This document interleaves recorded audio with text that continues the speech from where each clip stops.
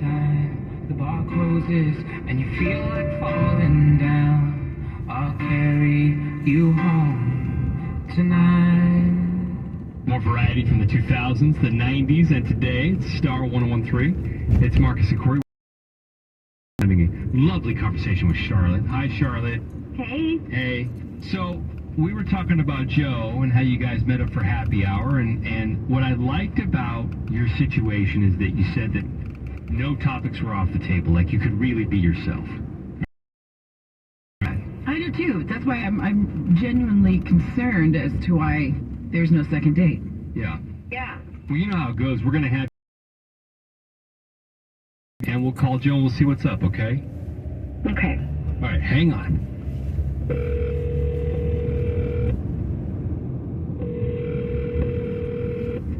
Hello?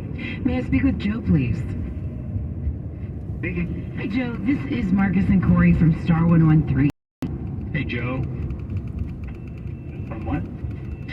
Sorry, okay. It's a radio station. We do a morning show, and we try to help people that are dating. We got your name and number from a friend of ours who wanted to check in about your date. Do you remember going on a date with Charlotte? Yeah. Do you mind if we talk to you about that date? Sure. We want to know. So, she thought a second date would be a slam dunk, and she says that she's feeling ghosted on, and we're just trying to figure out, did something go wrong? Did you dig the date? Tell us about it. For the most part, it went really well. Charlotte is a very sweet person, very fun to talk to, very great with conversation. We did have a great time, went to happy hour, got a few drinks. But right before we got the bill, she started to get into more personal questions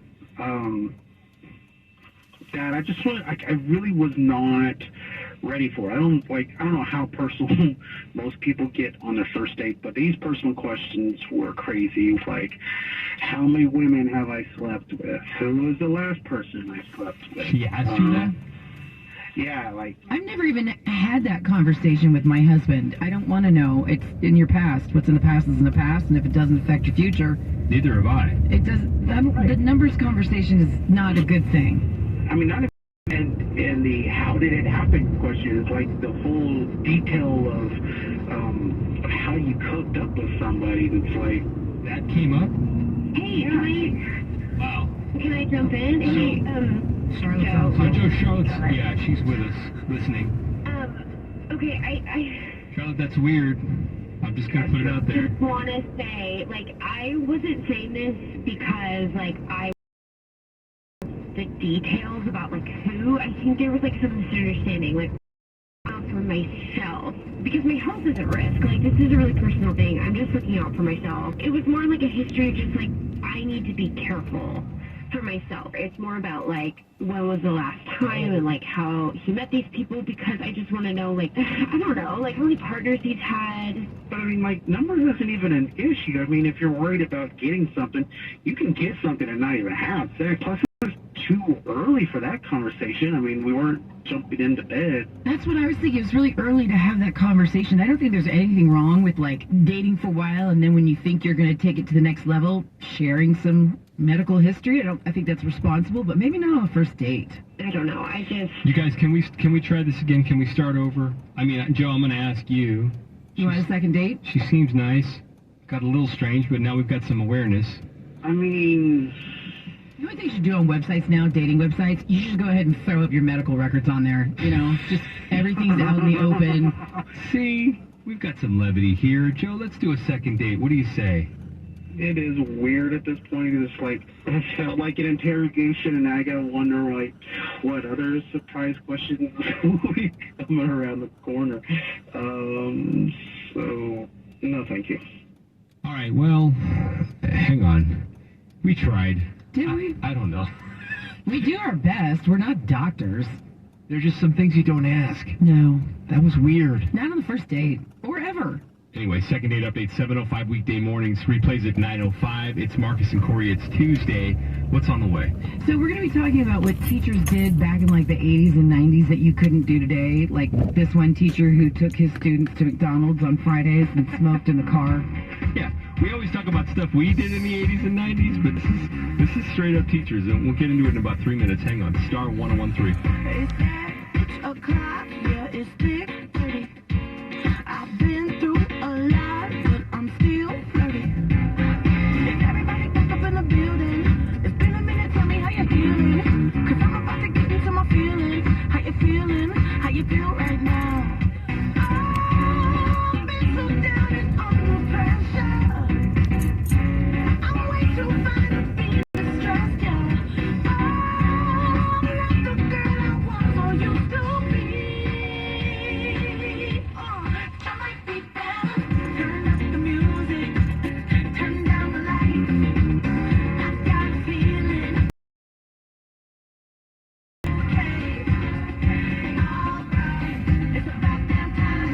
Turn up the music, let's celebrate. I got a feeling I'm gonna be okay, alright. It's about damn time. In a minute, I'ma need a sentimental man or woman to pump me up. Feeling fussy, walking in my Balenciennes, trying to bring out the feathers. Cause I give a fuck, way too much. I'ma need like 2 shots in my cup. Wanna get up, wanna get down. That's how I feel right now. Oh, I've been so down and under pressure. I'm way too fine to be distressed, yeah. Oh, not the girl I was or used to be.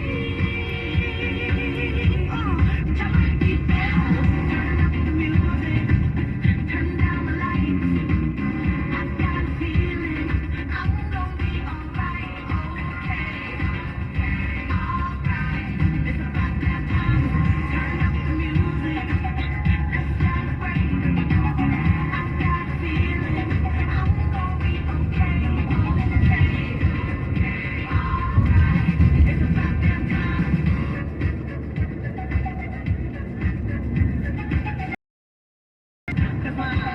You know what time it is. I'm coming out tonight. I'm coming out tonight. I'm coming out tonight. I'm coming out tonight. I'm coming out tonight. Alright, it's about that time. I'm coming out tonight. I'm coming out tonight. I'm coming out tonight. I'm coming out tonight. I'm coming out tonight. I'm coming out tonight. Okay. Alright. It's about that time.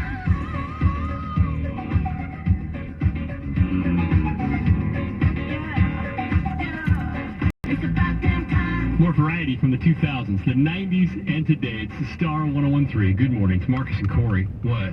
I'm just laughing at this Oh, thing we're going to talk about. we found this Reddit thread, and it's we always like talking about like back in the day. Back in the day, which is a Tuesday, by the way. Correct. Things teachers did in the 80s and 90s that wouldn't fly today. Anything physical, of course. Sure, of course. You can't touch anybody now. And the thing is, let me just say this, teachers are underpaid and underappreciated. 100%.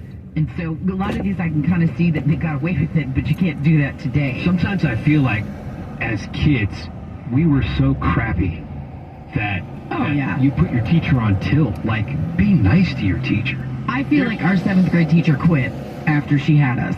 Dude, I can beat that. I went to an all-boys Catholic school, and I just met up with some of my friends over the weekend, and we reminisced about the one time that we all cut a class so badly, we made a priest call us all a-holes and storm out.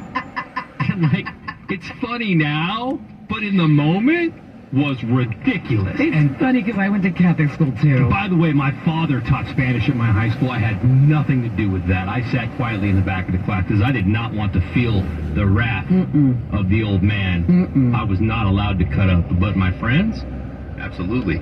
One of the things on here says a middle school teacher confiscated my lunch after catching me trying to eat some of it during class, and then he ate it in front of everyone and sent me to lunch with nothing. Why was that my favorite too? My fourth grade teacher was a softball player in her younger years, and when you weren't paying attention, she'd hurl a stick of chalk at you. She rarely missed. That's not painful.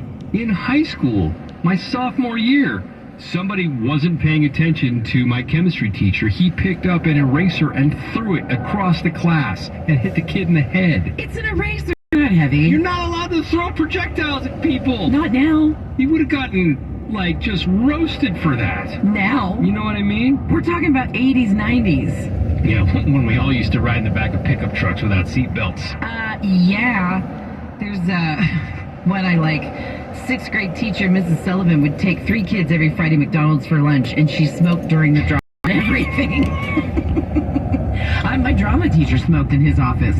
There's something about when, because teachers have to, it's such a tough gig, you got to put up that veneer, because otherwise everybody will talk, the kids will talk, and then it'll get back to the parents, and then you're cooked. So it's really hard being a teacher, but then once you break that fourth wall, like for example, your teacher gives you a ride home and they become human for that 10 minutes. Mm-hmm. It's very interesting. What did I have? Oh, I had my science teacher in 5th grade sent me home with a boa constrictor. Like literally, you just had an extra one on hand. I'm not sure how they got to class, but he's like, all right, we can't house these here. Which one of you wants to take these home? So I took the rosy boa, and then he boxed up the king snake, gave it to another friend. She got home. Her mom flipped out. I'm sure. And she called me. It was like, you have to take my snake. So then I took them both. Thank God my mother was a junior high science teacher, so she understood the value. Mm-hmm. But I brought an animal home. From school with no thought to call my parents. Yeah, that's definitely a conversation you want to have. You know, it was at school, our principal was Sister Janet, and very lovely woman, but anytime we had some sort of like picture day or something special was going on, if there was some sort of assembly, she would get on the intercom and talk to all the classes, and she would say, make sure you wear your clean underwear tomorrow. Did she do it like that, all sing-songy, like a jingle? I just remember have clean on underwear. No, she didn't do that. But I just thought it was so weird, because like when I was younger, she said it all the time, so it wasn't a big deal, and as I got older, I'm like, what's happening? And she would say, wear clean underwear, and I'm thinking, if I'm in an accident, underwear ain't gonna be clean anymore. That's when you need a spare pair in the passenger seat. Sister Jeanette. Sister Janet. Sorry. Sister Jen. I had all my teachers were nuns. Sure, of course, mine too. Anyway, teachers got away with it in the 80s and 90s that would not fly today. My drama teacher, the one who smoked and assisted us, was just like, he had no patience. And he said whatever he wanted. No patience and no filter. No. It's hilarious. Anyway, let us know. This is a talkback moment for sure. Hit the talkback feature on the iHeartRadio app. Use that little microphone. It's stuff that you can remember. Maybe the teacher got away with or something that you saw that would not fly today. Yeah. You want to get to Vegas? Because we have a chance for you to go to the iHeartRadio Music Festival right now. Here we go. Star 113 has your shot at a trip for 2 to our 2022 iHeartRadio Music Festival. Text the keyword Vegas to 200-200. That's right now to 200-200. Good luck and see you in Vegas. It's Marcus for the Marcus and Corey Morning Show for AT&T Fiber. Do you want to be a gagillionaire? You've been hearing about it, but what is a gagillionaire? Gagillionaires have AT&T Fiber. This is hyper gig speed. Living a life in the internet fast lane with the wind of super fast internet speeds whipping through your hair. Sounds like living in the gagillionaire lifestyle is pretty awesome. Be the speediest spinner in your virtual spin class, super fast internet speeds, host a watch party over the baseball season, treating all your friends to top-notch Wi-Fi. That's all we really want in life, am I right? Super fast uploads, super fast downloads. Am I speaking your language yet? For me, it's about the gaming. Nobody's better than you are. You can watch more movies than everybody else. You can get your music quicker than everybody else. Fiber internet is a technology that uses fiber optic cables to connect your home to the internet, and it is extremely fast and highly reliable. Visit /hypergig to find out about the great internet offers from AT&T Fiber. Limited availability in select areas. We all know someone who's all work and no chill. Trust me, that used to be me. But then I found Galaxy Z Fold 4, which allows me to do more things at once. Much better. Now I can take video calls from my phone and use